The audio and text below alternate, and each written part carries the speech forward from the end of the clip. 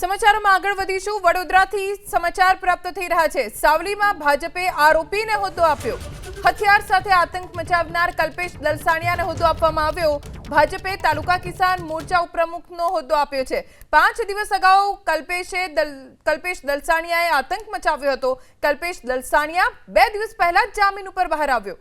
કલ્પેશ દલસાણિયા સામે મંજુસર પોલીસ સ્ટેશનમાં ગુના નોંધાયા છે।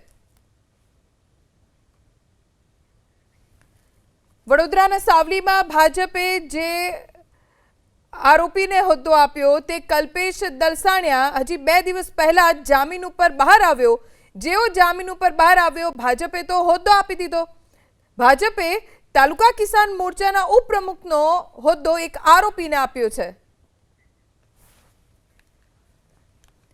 આરોપીને હોદ્દો આપ્યો તે કલ્પેશ દલસાણિયા હજી 2 દિવસ પહેલા જામીન ઉપર બહાર આવ્યો। જેવો જામીન ઉપર બહાર આવ્યો ભાજપે તો હોદ્દો આપી દીધો।